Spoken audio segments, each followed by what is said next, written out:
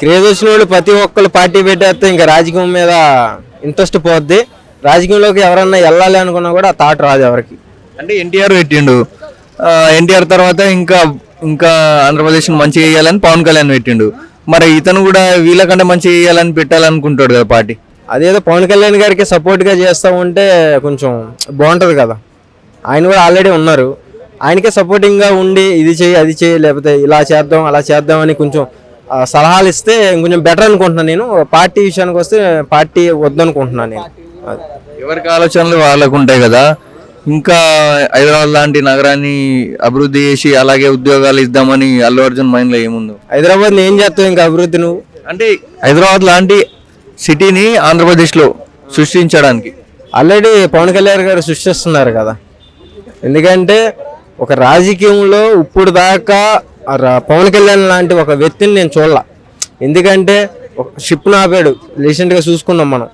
ఇప్పుడు దాకా ఏ రాజకీయం అందరికీ తెలుసు, ప్రతి రాజకీయంలో ఉన్న ప్రతి ఒక్కడికి తెలుసు ఇలా జరుగుతున్నాయి, ఇలా షిప్పులు వెళ్తున్నాయి అని. కానీ ఎవరైనా సరే ముందడిగి వెళ్ళి దాన్ని ఆపటానికి ఎవరైనా ట్రై చేశారా? ఎవరూ లేదు.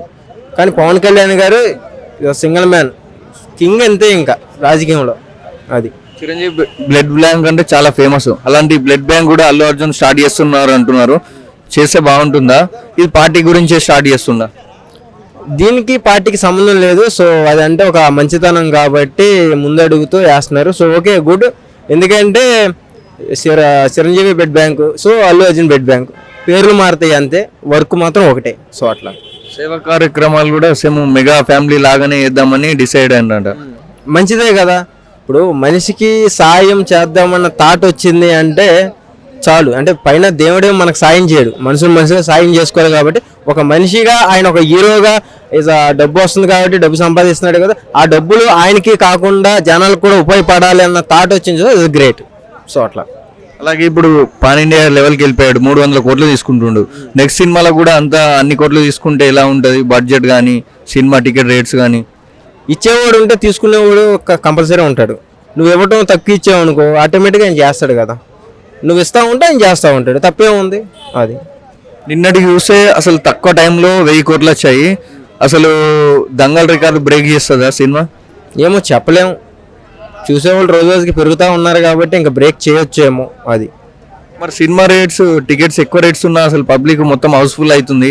అసలు ఎందుకు అలా? ముందు మనం కరెక్ట్గా ఉండాలి. అదే కదా చెప్తున్నా. ముందు మనం కరెక్ట్గా ఉంటే అవకాశం. ఇప్పుడు వాళ్ళు బుకింగ్ పెట్టే అమ్మటే నువ్వు పట్ట బుక్ చేసేసుకుంటున్నావు. అదే నువ్వు ఖాళీగా ఉండు, 2-3 రోజులు ఖాళీగా ఉంచావు సీట్లన్నీ, ఆటోమేటిక్గా కౌంటింగ్ తగ్గిపోద్ది కిందకి. సో నువ్వు పెంచుకుంటున్నావు కాబట్టి వాళ్ళు పెంచుతున్నారు, తప్పే ఉంది. అది నార్త్లో అసలు బాలీవుడ్లో 10 కోట్లు వస్తే చాలనుకుంటాము, కానీ ఒక్క రోజులోనే షారుఖ్ ఖాన్ రికార్డ్స్ బ్రేక్ చేసిండు అల్లు అర్జున్. బ్రేక్ చేసాడు అంటే ఇప్పుడు సినిమా అలాగే ఉంది, రెండు టికెట్లు కూడా అలాగే పెంచారు కాబట్టి. అదే టికెట్లు పెంచకుండా నార్మల్గా ఉంటే బ్రేక్ చేసేదా చెప్పు? బ్రేక్ చేసేది కాదు. వాళ్ళు ఒకటే రోజు పెంచామని అంటున్నారు. ఒకే రోజు పెంచాము బెనిఫిట్ షోకు అని చెప్పారు. అదే అన్న, ఇప్పుడు ఒకసారి పెంచినా 2 సార్లు పెంచినా లేదా ఒక షోకి పెంచినా సరే పెంచడమే అమౌంట్.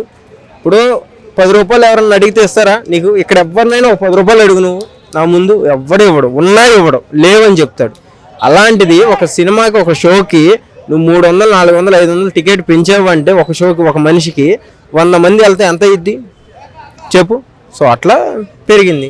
సో దాని గురించి మనం గేరేజ్ చేయకూడదు. పుష్ప 2 రికార్డ్స్ బ్రేక్ చేయాలంటే మళ్ళీ మహేష్ బాబు రాజమౌళి కాంబోలా వచ్చే సినిమానే బ్రేక్ చేస్తుందని అంటున్నారు. కర్మోళ్ళు హీరోలు కాదంటే కర్మోళ్ళు డైరెక్టర్లు కదా చెప్పు బ్రో. కర్మోళ్ళు హీరోలు కదా, కర్మోళ్ళు డైరెక్టర్లు కదా, వాళ్ళకి చేత కదా. అదేం ఉండదు. పుష్ప 1 ఎలా హిట్ అయిందో సో అది మైండ్లో అలా ఉండిపోతాం. పుష్ప 2 కూడా అలాగే ఉంటుంది అంత పెట్టుకున్నారు. కాకపోతే పుష్ప 1కి పుష్ప 2కి సంబంధం లేదు. ఫస్ట్ ఆఫ్ ఆల్ అసలు ఆ తాడి మీద ఎందుకు వచ్చాడు, ఆ ఫైట్ ఎందుకు పెట్టాడు అన్నది ఫస్ట్ ఆఫ్ ఆల్ అర్థం కాల. ఆ తర్వాత అది కళ అబ్బా, అసలు డైరెక్టర్ నిజంగా దండం పెట్టేవచ్చు వాస్తవంగా. అది అంటే ఎక్స్పెక్టేషన్ రేంజ్ లేదా పుష్ప 2? అంత లేకపోయినా సరే కొంచెం వెళ్ళింది అంతే. మరి కలెక్షన్లు మస్తు వస్తున్నాయి కదా. రేట్లు పెంచితే ఎవరికైనా వస్తాయి. షర్టు కోటిలోకి వెళ్ళి 100 రూపాయలు కొన్నావు, పక్కిళ్ళు 4000 ఉంటుంది, కొంటాడుగా. అలాగే ఉంటుంది వ్యవహారం.